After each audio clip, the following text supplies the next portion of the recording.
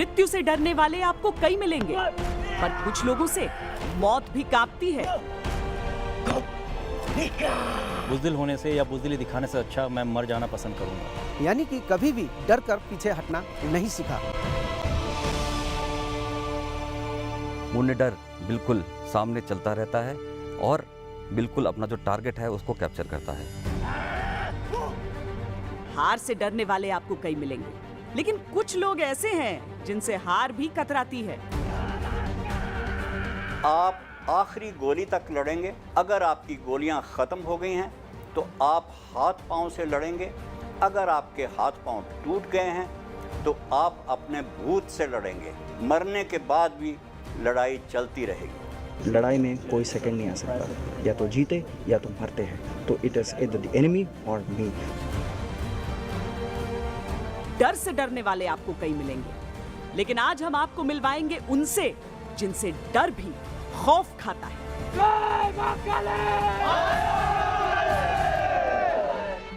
अगर कोई बोलता है कि मुझे मौत से डर नहीं लगता है, तो या तो वो झूठ बोल रहा है या तो वो गोरखा है।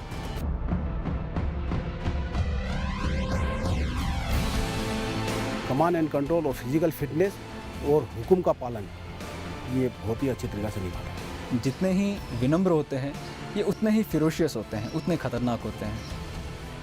हमारा वॉर क्राई है जय माँ काली आयोग गोरखाली। जब हम इसको जोर से बोलते हैं जय माँ काली आयोग गोरखाली, हर एक व्यक्ति में इतना खून दौड़ता है। Gurkhas are the finest troops in the world. पूरी दुनिया में ऐसा कोई रेजिमेंट नहीं है जो गोरखा का जो टक्कर ले सके।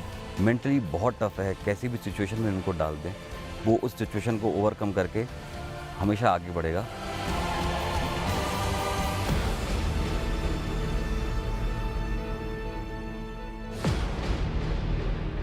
जनरली सब गुरखास अपने खुकरी से ऐसे काटेंगे दुश्मन को कि जैसे कोई नॉर्मल सब्जी काटता है।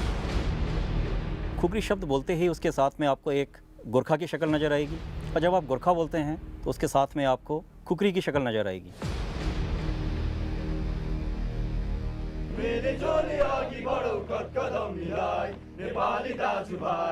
जस्तै तुफान जस्तै आओस् हामी लुरा टक्कर, हामी वीर नेपाली मान्छैन केको डर, हिमाचुली जय नेपाली छ बटल अमर, दाजुभाइ छ बटल अमर, नेपाली वीर हो, नेपाली वीर हो।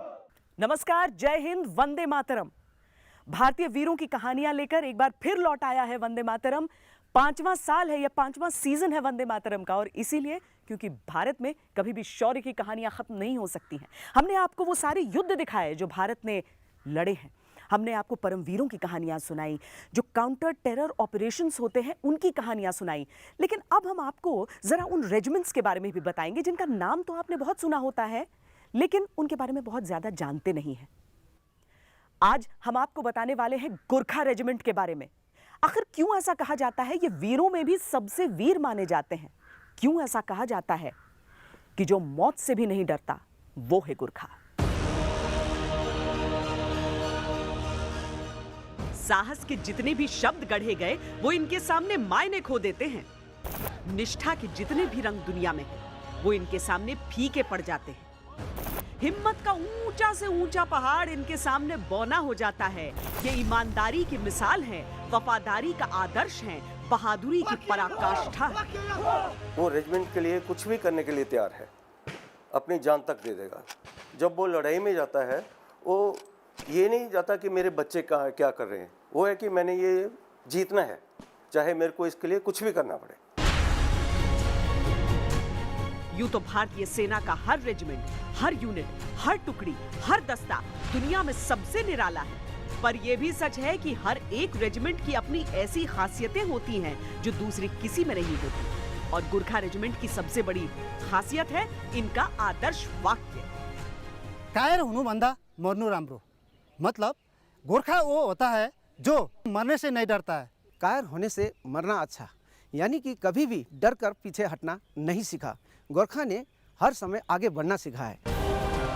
वो दुश्मन को मारने से पहले अपने डर को मारते हैं, डरने से बेहतर मर जाने को मानते हैं। ये इनका संस्कार है, इनकी परंपरा है। इनकी ट्रेनिंग का पहला उद्देश्य होता है डर पर जीत हासिल करना।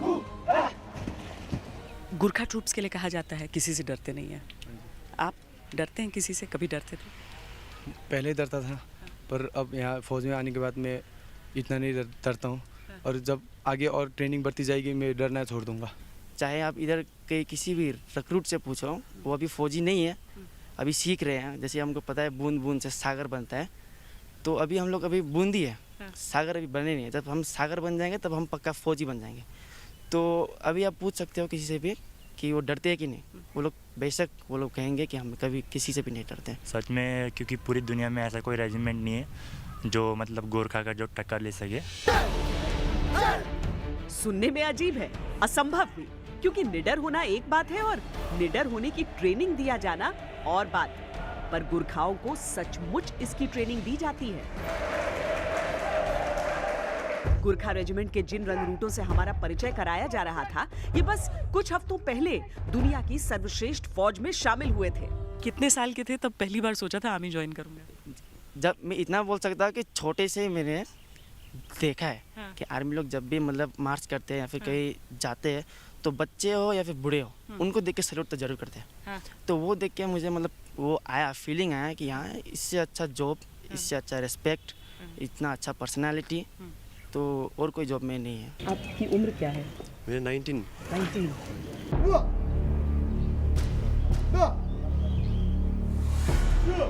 18-19 साल की उम्र में शरीर को वज्र और सोच को सर्वशक्तिशाली बनाते इन योद्धाओं का सामना उनके खौफ से कराया जाता है। हथियार हाथ में हो तो कई लोग बहादुरी दिखा सकते हैं, लेकिन इन सैनिकों को प्रशिक्षित किया जाता है अपने हाथों को हथियार बनाने के लिए। भारत के सबसे लोकप्रिय योद्धा फील्ड मार्शल सैम मानेकशॉ ने एक दफा कहा था कि अगर कोई कहता है कि उसे डर नहीं लगता, तो या तो वो झूठ बोल रहा है या फिर वो एक गुरखा है। यहाँ पर जो गुरखा जवान है वो यही गाते हुए आगे बढ़ रहे हैं कि किस तरीके से चाहे कुछ हो जाए, डर इन्हें लगता नहीं है, वीर हैं, दुश्मन को धूल चटा ही देंगे।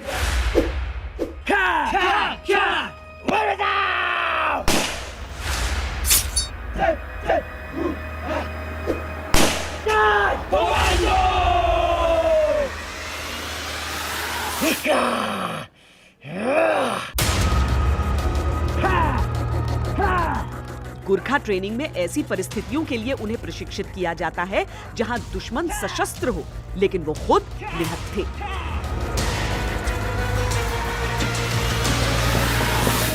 बैक साइड से अगर आप अटैक करते हो, पहला कहाँ टारगेट करोगे? बैक साइड में। सबसे पहला आपका कौन सा? सबसे ऊपर base of the skull.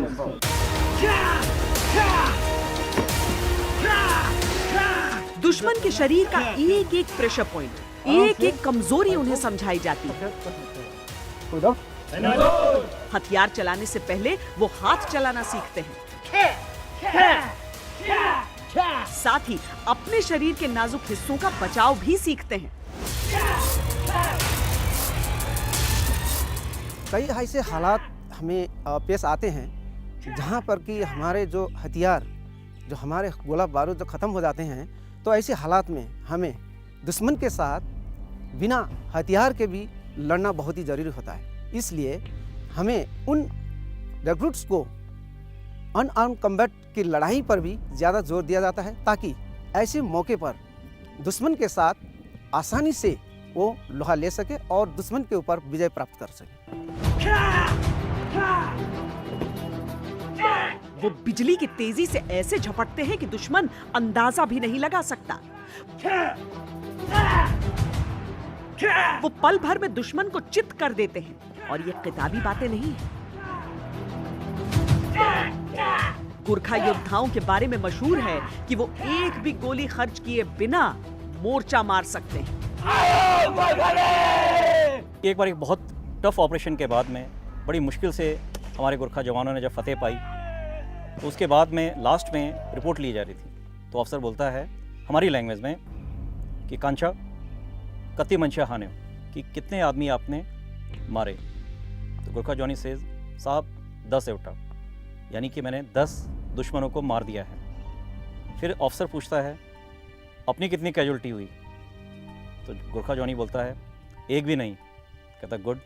Ammunition कितना खर्च हुआ, तो गोरखा जॉनी बोलता है एक भी नहीं, ज़रूरत ही नहीं पड़ी, खुगरी से काम हो गया।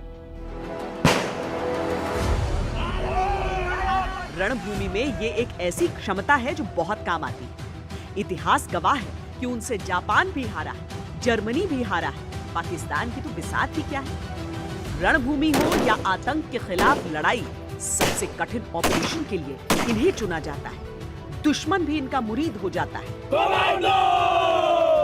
ऐसी कुछ बात हिटलर ने कही थी कि उन्होंने हर कैंपेन में गुरखास की ब्रेवरी को, उनकी शौर्य को, उनकी करेज को देखा सेकेंड वर्ल्ड वॉर में, और उनका कहना सच है। अगर कई जगह कोटेशन दिया जाए कि काश मेरे पास गुरखा रेजिमेंट होती, या कहना कि मैं गुरखा रेजिमेंट होती मैं संसार पर विजय कर लेता, ये एग्जैक्ट वर्ड्स क्या हैं कोई कहा नहीं जा सकता, पर उन्होंने गुरखा रेजिमेंट के, गुरखा बटालियंस की, ट्रुप्स के शौर्य के बारे में प्रशंसा आवश्यक की थी। कहानी तो ये भी है कि युद्ध भूमि में गुरखा टुकड़ियों के आने की खबर भर से दुश्मन दुम दबाकर भाग जाता है।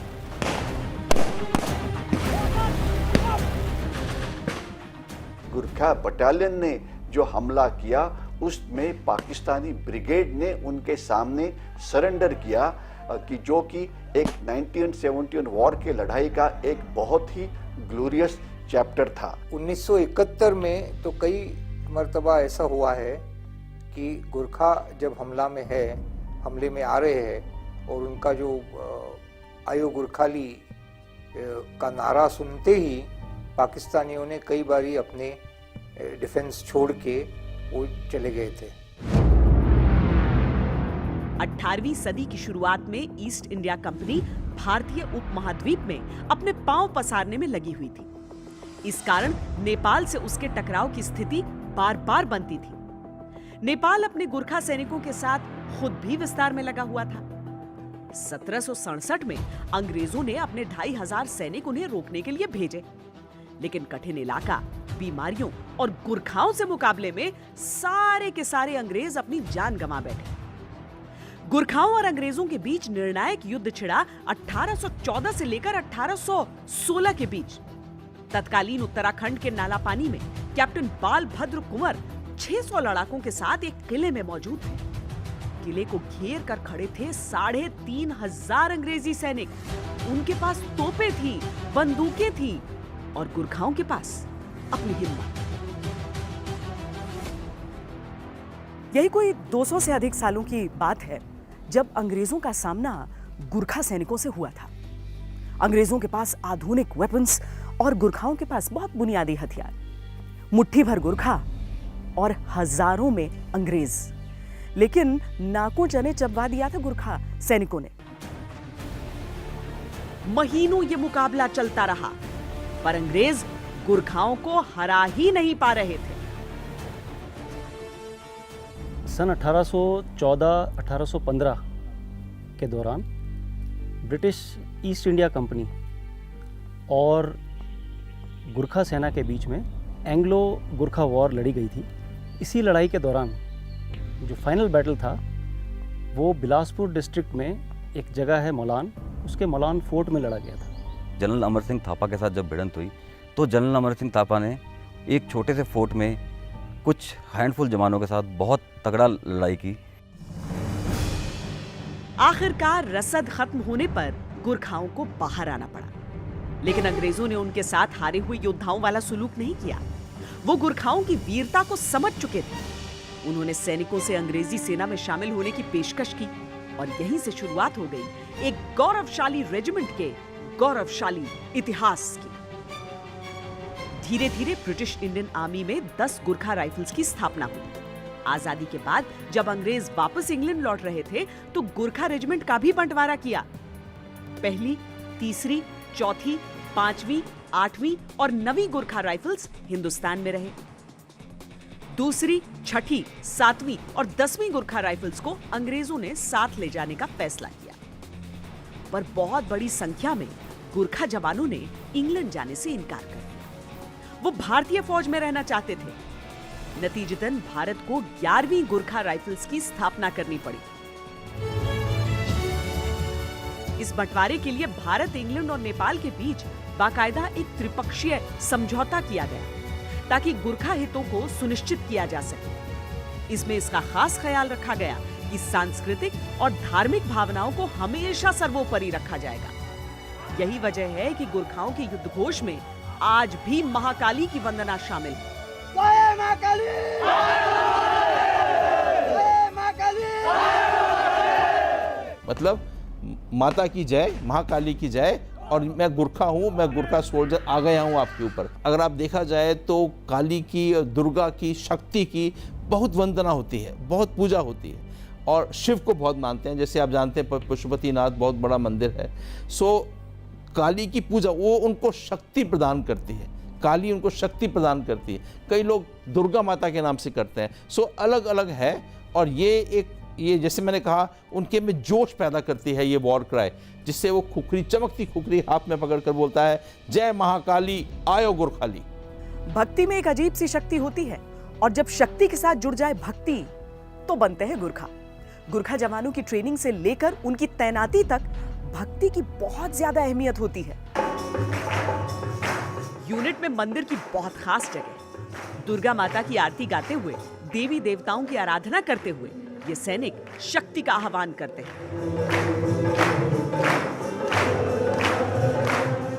सेना में भक्ति दरअसल एक जरिया होता है, अलग अलग क्षेत्र, अलग अलग परिवारों से आए नौजवानों में एकजुटता की पहली अलख जगाने के लिए। बोल दुर्गा माता की जय! बोल दुर्गा माता की जय! बोल दुर्गा माता की जय! फौज वाले इतने रिलीजियस हुए, धार्मिक हो जाते हैं वक्त होते, तो अपने अपने भगवान की, अपनी अपनी देवी की हम सब पूजा करते हैं, और सर्वधर्म स्थल, और ये हमारा सिस्टम है कि कोई रिलीजन, हम हर रिलीजन को मानते हैं।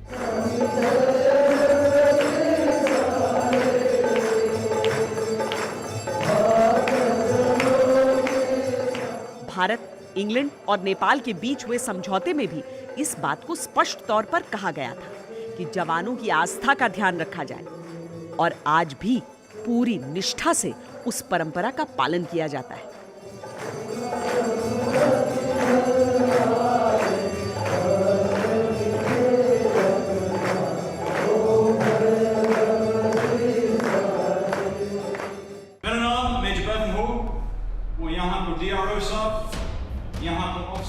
गुरखा ट्रूप्स का सीनियर अधिकारी भले ही किसी भी इलाके से आता हो, उसे अपनी फौज की भाषा बोलनी आनी चाहिए। बाकी तो छोड़िए, अंग्रेज अफसर भी फर्राटे से गुरखाली बोलते हैं। फ्री को मतलब van यहाँ आउँछ अनि 1 पैसा चलाउनु पर्दैन, 1 पैसा हामीलाई दिनु पर्दैन। यहाँको सिलेक्सन फ्री छ। गर्व महसूस करने की मेरे लिए बहुत फ़ख्र की बात है, बल्कि क्योंकि मैं अपने जवानों से अच्छी तरह खुद आराम से इंटरैक्ट कर सकता हूँ, क्योंकि हमारी भाषा सेम है। जैसे कि बाहर से ऑफिसर्स आते हैं, इनकी ट्रेनिंग कराई जाती है इस लैंग्वेज कोर्स में, तो जब मेरे को उनके बारे में पता है, हमारा रहना सहना हमारा बचपन से वैसे ही सेम रहा है, तो उनको समझना उतना ही आसान रहता है, और उनको कमांड करना और भी ज़्यादा आसान। बोल दुर्गा माता की जय! जय! जय! अपने जीवन में कई बार हम परंपराओं का मतलब और उनकी अहमियत भूल जाते हैं, लेकिन एकता का जो सबक इसमें है वो अनुकरण करने वाला है। भारत माता की जय! जय! जय! जय मां काली! इसी युद्ध घोष के साथ कभी कैप्टन मनोज पांडे ने दुश्मनों के पांव उखाड़े थे। इसी युद्ध घोष के साथ कभी कैप्टन सलारिया ने शहादत दी थी। इसी युद्ध घोष के साथ मेजर धन सिंह थापा ने 1962 की लड़ाई में हिंदुस्तानी शौर्य से चीनियों का परिचय करवाया था। इसी युद्ध घोष को सुनकर अच्छे अच्छों के प्राण पखेरु उड़ जाते हैं। गोरखा जवानों की जो वीरता है वो आज की बात नहीं है, बल्कि सदियों पुरानी है। और यहाँ पर भी जो ये वॉर मेमोरियल है, इस पर भी अगर आप देखेंगे तो 1878 से लेकर, और ये लगातार है, अंतहीन है, क्योंकि जब भी कहीं जरूरत होती है गुरखाओं से जरूर कहा जाता है कि आपकी तैनाती यहाँ पर रहे, क्योंकि बाकी ट्रेनिंग के साथ साथ जिस तरह की मेंटल ट्रेनिंग यहाँ पर दी जाती है, वही कारण है कि परमवीर चक्र कैप्टन सलारिया हो या फिर मनोज पांडे हो, एक के बाद एक जो प्रेरणा के स्रोत हैं वो यहाँ से निकलते ही रहते हैं। जब दूसरे विश्व युद्ध में दुश्मन के क्षेत्र में जाकर आक्रमण करने की जरूरत पड़ी तो गुरखा जवानों के साथ ही चिन्नित्स यूनिट को तैयार किया गया था।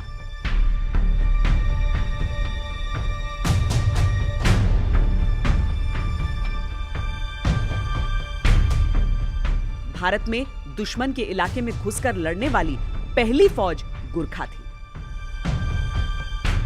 आजाद भारत में जिन्हें पहला अशोक चक्र सम्मान दिया गया था वो भी गुरखा रेजिमेंट से आते थे। गुरखा राइफल्स की अलग अलग टुकड़ियों ने विश्व युद्ध में हिस्सा लिया, बड़े पैमाने पर विक्टोरिया क्रॉस समेत बहादुरी के पुरस्कार जीते।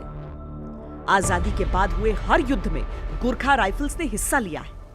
1971 के युद्ध के दौरान सिलहट की लड़ाई में गुरखा वो पहले भारतीय योद्धा बने जिन्होंने एक हेलीबॉर्न अटैक को अंजाम दिया, यानी हेलीकॉप्टर की सवारी करते हुए युद्ध किया। भारत से सरहदों की नजदीकी और संस्कारों का साझा इतिहास गुरखा रेजिमेंट में स्पष्ट झलकता है। एक समय पर नेपाल के जवान थे, अब भारत के पहाड़ी इलाकों के गुरखा जवान भी आते हैं। इसमें उत्तराखंड से लेकर पूर्वोत्तर तक के नौजवान शामिल हैं।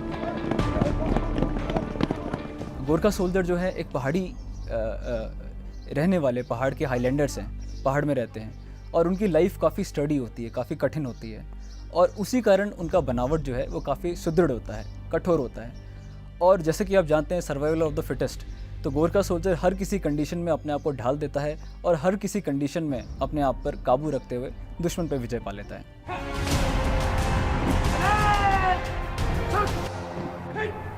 गुरखाओं का पराक्रम ऐसा है कि ब्रिटिश आर्मी और भारतीय सेना के अलावा भी और देशों में इनकी उपस्थिति है।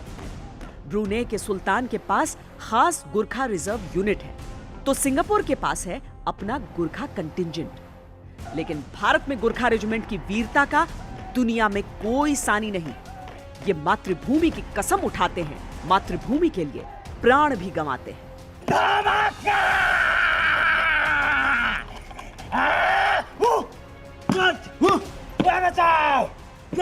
गोरखा में एक सबसे इम्पोर्टेंट चीज़ है कि वो सबसे बड़े साहसी होते हैं। उनको आप कोई भी मिशन दीजिए, कोई भी टास्क दीजिए और 100% वो इस टास्क को पूरा करेगा। दूसरा, प्रेजेंस ऑफ माइंड, किस जगह में क्या चीज़ अप्लाई करनी है, वो बैटलफील्ड का कौन सा प्लेस है, कौन सा सिनेरियो है, वो उसको बहुत बेहतरीन तरीके से निभाते हैं और बहुत बेहतरीन तरीके से पूरा करते हैं। और तीसरा, एक गोरखा सोल्जर की ऑनेस्टी, वो जो बोलेगा सत्य बोलेगा, जो करेगा सत्य करेगा। वंदे मातरम में आप देख रहे हैं गुरखाओं की गौरव गाथा। गुरखा जवान जो देखने में बिल्कुल सरल लगते हैं, लेकिन जब दुश्मन से होता है सामना तो वो हो जाते हैं बिल्कुल खूंखार। ऐसे ही तो हैं गुरखा। दो चेहरे उनके, एक अनुशासन का चेहरा, दूसरा चेहरा विरोधियों के लिए खौफ का।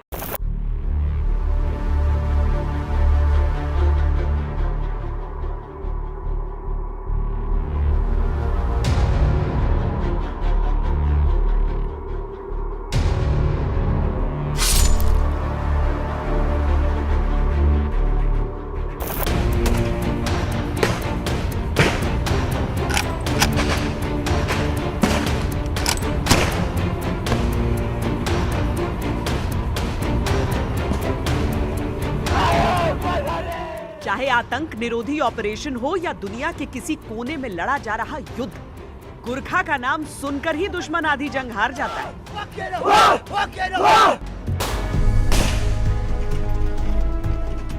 कि अगर कोई बोलता है कि मुझे मौत से डर नहीं लगता है, तो या तो वो झूठ बोल रहा है या तो वो गुरखा है।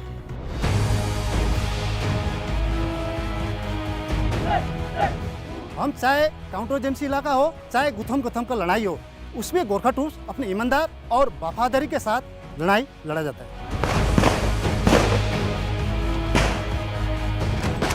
दुश्मन को पता लगे गोरखा यूनिट है तो उनके दिल में एक डर सा आ जाता है कि हाँ गोरखा है। गुरखा ट्रूप्स की कई अनूठी चीजें हमने आपको दिखाई हैं। अब देखिए उनका वो शस्त्र जो उनके सम्मान का प्रतीक है।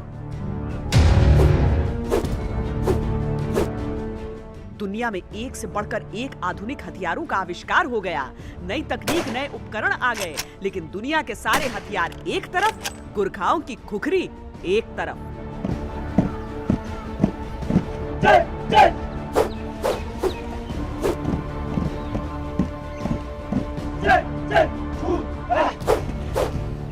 कहते हैं गुरखा की खुखरी रणभूमि में अगर एक बार मयान से निकल जाए तो बिना दुश्मन का खून पिए वापस नहीं रखी जाती। हमारी गोरखा सोल्जर को मानना है कि लड़ाई के मैदान में जब खुखरी एक बार निकलने के बाद दुश्मन की खून से रंगने के बाद ही वापस रखा जाता है। जनरली सब गोरखास अपने खुखरी से ऐसे काटेंगे दुश्मन को कि जैसे कोई नॉर्मल कोई भी चीज़ सब्जी काटता है। It's a part of their habit. Gurkha अपनी खुखरी को अपने सम्मान से जोड़कर देखते हैं, उसे अपनी इज्जत जितना बेदाग और चमकदार बनाकर रखते हैं, अपनी वफादारी और अपनी हिम्मत जितना धारदार बनाकर रखते हैं।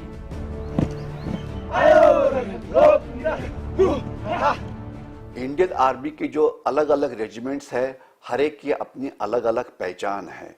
जैसे मराठा रेजिमेंट है तो छत्रपति शिवाजी महाराज की जय बोला जाता है, सिख रेजिमेंट है तो उनका वॉर क्राई है। तो इसी प्रकार की गुरखा रेजिमेंट जो पहचानी जाती है वो कुकरी से। अब जो गोरखास की कुकरी है उसका सीधा संबंध उनके धार्मिक विचारों पर है।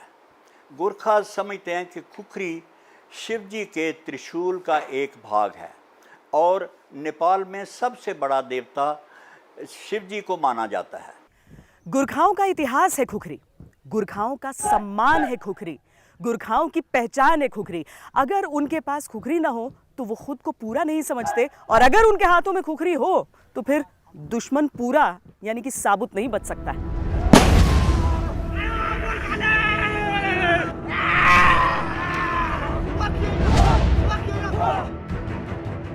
मयान से निकली खुखरी देखकर दुश्मन का कलेजा कांप जाता है। आइए हम आपको समझाते हैं खुखरी दुश्मनों के लिए इतनी खौफनाक क्यों है। देखने में कभी कटार कभी तलवार जैसी, लेकिन बारीकी से देखिए तो बहुत दिलचस्प। खुखरी की लंबाई अलग अलग हो सकती है, लेकिन इसका ढांचा कमोवेश एक जैसा ही होता है।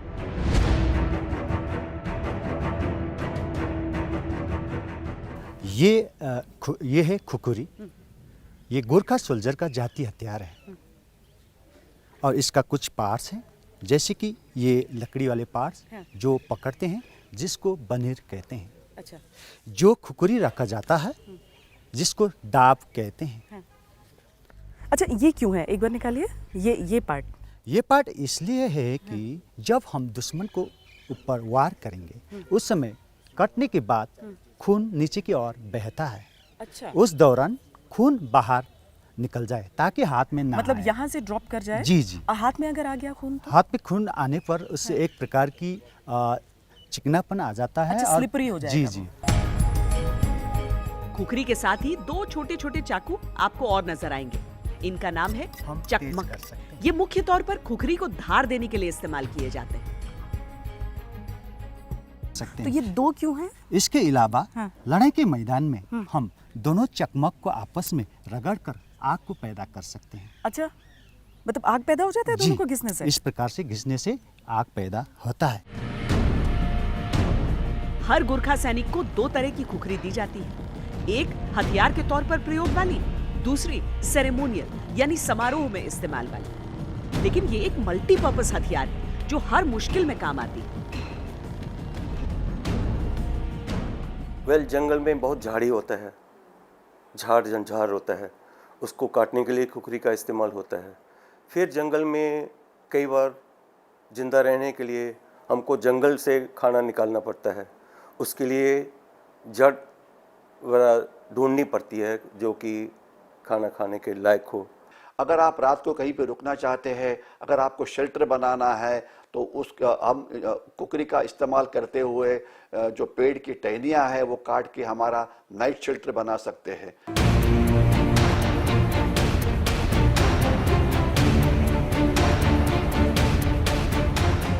सितंबर 2010 की बात है। एक रिटायर्ड गुरखा सैनिक विष्णु श्रेष्ठा ट्रेन से गोरखपुर से रांची जा रहे हैं।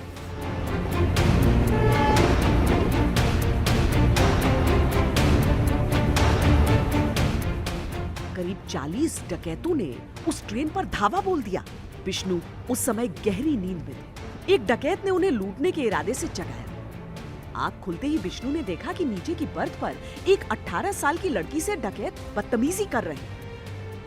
तो जब ये विष्णु ने ये देखा तो उसका सोल्जरली स्पिरिट फिर जागृत हुआ और उसने सोचा कि अगर मैं एक सोल्जर हूं, मेरे सामने मेरे एक देश की लड़की की जो इज्जत है, इसके ऊपर कोई घाला कैसे डाल सकता है।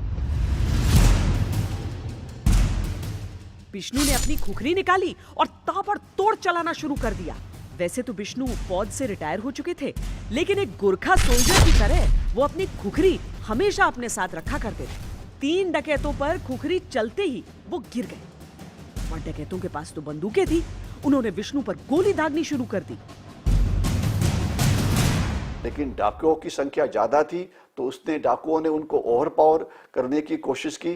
उसकी कुकरी उससे छीन ली और उसी कुकरी के साथ उसके ऊपर मारा गया, जिससे उसका बहुत ही खून जाने लगा।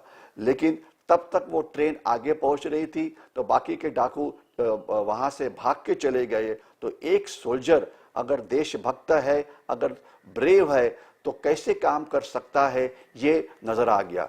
बल्कि उस ट्रेन में बहुत सारे पैसेंजर्स थे, लेकिन किसके अंदर भी ये लड़ने की हिम्मत नहीं थी।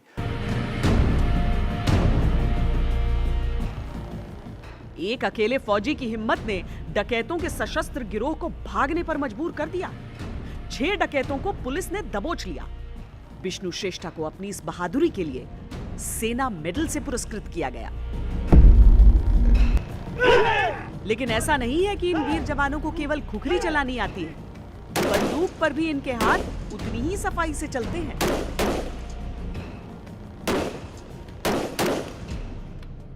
जब असली परिस्थितियों में मुकाबला होता है दुश्मन से, तब आप किसी फायरिंग रेंज पर बैठकर गोलियां नहीं चला रहे होते हैं। वहां पर जंगल भी होता है, जैसा यहाँ पर है, चट्टानें होती हैं, नाले होते हैं, नदियां होती हैं, और आपको पता नहीं होता कि कहाँ किस चीज़ की आड़ लेकर आप पर निशाना साधा जा रहा हो। दरअसल जो गोरखा योद्धा हैं, वो युद्ध की स्थिति के लिए भी बहुत अच्छी तरीके से ट्रेन किए जाते हैं और counter insurgency, counter terror operations के लिए भी उन्हें परफेक्ट ट्रेनिंग दी जाती है। और उसी क्रम में अहम है ये फायर एंड मूव।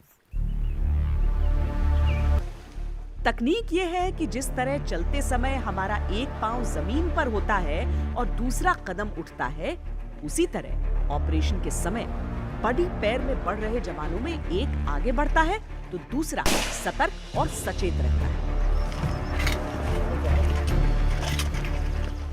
दुश्मन का हमें बंकर दिखता है तो किस तरीके से दुश्मन को बर्बाद करना है। 1 लेग ऑन द ग्राउंड, यानी कि एक ने आड़ पकड़नी है, एक ने फायर करना है। इसी ड्रिल को हम लोगों ने यहाँ दिखाया है और किस तरह से last stage of the battle में ग्रेनेड लॉब करके दुश्मन को कैसे बर्बाद करना है, हमने यहाँ दर्शाने की कोशिश करी है।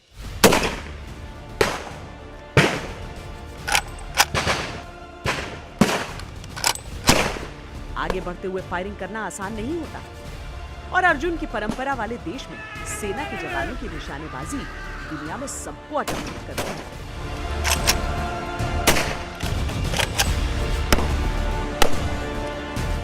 दो 2017 में अमेरिकी फौज के साथ सियाटल में हुए संयुक्त युद्धाभ्यास में गोरखा राइफल्स की ही एक टुकड़ी शामिल हुई। वहां जब निशानेबाजी का अभ्यास चला तो अमेरिकी अफसर भारतीय सैनिकों के निशाने से हैरान रह गए।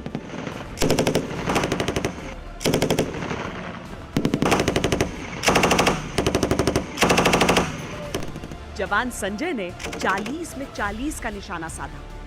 उस अमेरिकी यूनिट के इतिहास में ऐसा पहले किसी ने कभी किया ही नहीं था। Outstanding shooting in your marksmanship. Thank you very much.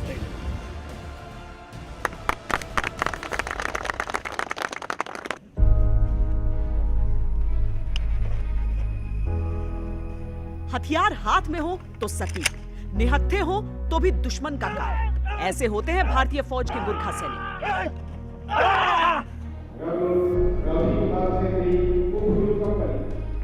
लेकिन देखने में बिल्कुल मासूम इन गोरखाओं की एक और ट्रेनिंग होती है, जो दरअसल भारतीय फौज की बाकी टुकड़ियों में भी देखने को मिलती है।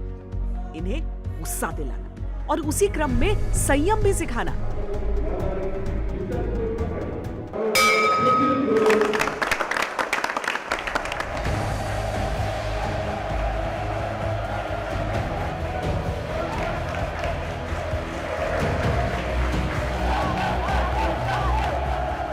मुक्केबाजी का मुकाबला प्रशिक्षित बॉक्सर्स के बीच नहीं लड़ा जा रहा। हाँ, आपको देखकर ये एहसास हो रहा होगा कि ये ट्रेंड है, लेकिन नए रंगरूटों को बॉक्सिंग रिंग में ग्लव्स पहनकर उतारा जाता है ताकि मुंह पर पड़ा मुक्का इनके आत्मसम्मान को झकझोर दे।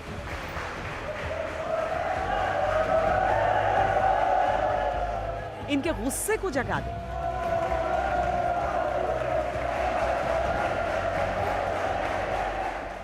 किसी भी डर को ख़त्म करने के लिए एक पहल का होना बहुत ज़रूरी है। तो एक रिक्रूट की ज़िंदगी में इस प्रकार के मौके देने बहुत ज़रूरी होते हैं। तो हम यहाँ पे इस प्रकार की नोविसेस बॉक्सिंग कराते हैं।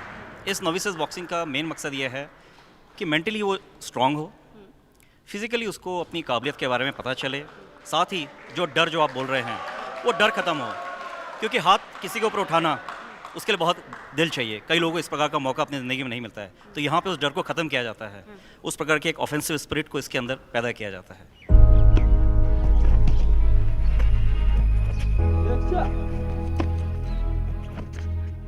हालांकि भारतीय सैन्य परंपरा में खेलों का भी बहुत महत्व होता है और सेना के कई अफसर और जवान अंतर्राष्ट्रीय पटल पर भारत का नाम पदकों के साथ ऊंचा करते आए हैं। लेकिन मुक्केबाजी का ये मुकाबला रण क्षेत्र की ओर इन रणनीतियों का पहला कदम है।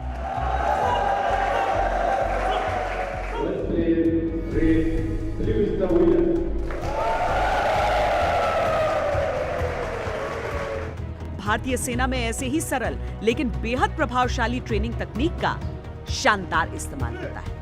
54 साल पुराना ये आम का पेड़ जिस पे अभी भी फल लग रहे हैं, इसे 1964 में सैम बहादुर ने यहाँ पर बोया था। बहुत महत्वपूर्ण है यहाँ पर सभी के लिए। सैम बहादुर यानी field marshal Sam Manekshaw.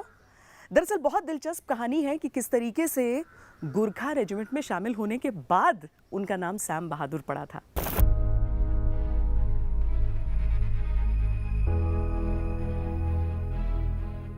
Hindustan के सबसे महान सैनिक, भारतीय सेना के सबसे लोकप्रिय जनरल सैम बहादुर यानी फील्ड मार्शल सैम मानेकशॉ।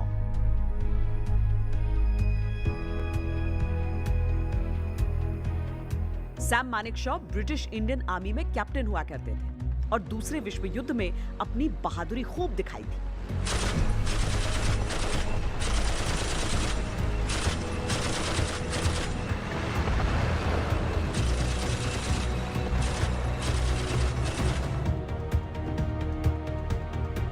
जब हिंदुस्तान को आजादी मिली, सैम मानेकशॉ गुरखा रेजिमेंट में शामिल हुए और वहीं उन्हें मिला उनका नया नाम। I met a Gurkha sentry. I looked at him and I said, asked him, "Tera naam kya hai?" And he said, "Harka Bahadur Guru." Then I looked at him, "Mera naam kya hai?" And he thought and thought and he said, "Sam Bahadur." I became Sam Bahadur.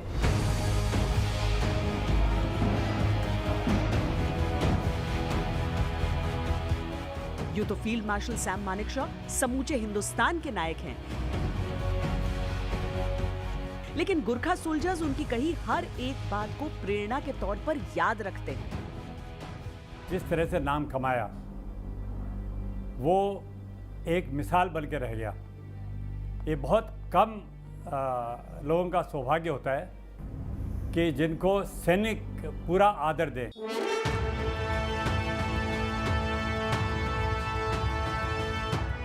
और Sam Manekshaw ही क्यों?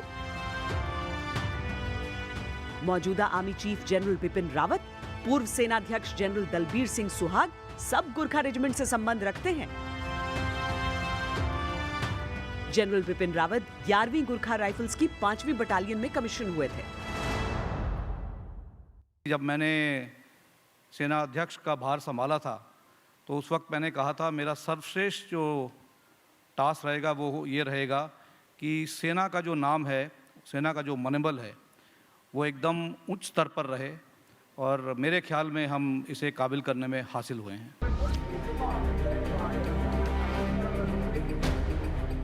गुरखाओं की खास पहचान होती है उनके सिर पर टिकी तिरछी टोपी, जो बीतते सालों के बावजूद उसी रौनक, उसी धमक के साथ वीरों के सरों पर सजती है। हाँ, उसे पहनने का तरीका अलग अलग रेजिमेंट्स का अलग अलग होता है।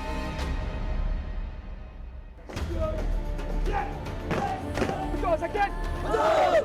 लेकिन बारीक फर्क के साथ भी हर गोरखा जवान और अफसर उस सर्वोच्च परंपरा का सर्वश्रेष्ठ प्रतीक है जहां देश ही होता है सबसे पहले।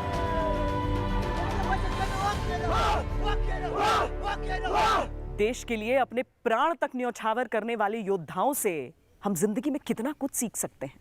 फिर ऐसी ही कहानी लेकर लौटेंगे, तब तक के लिए वंदे मातरम।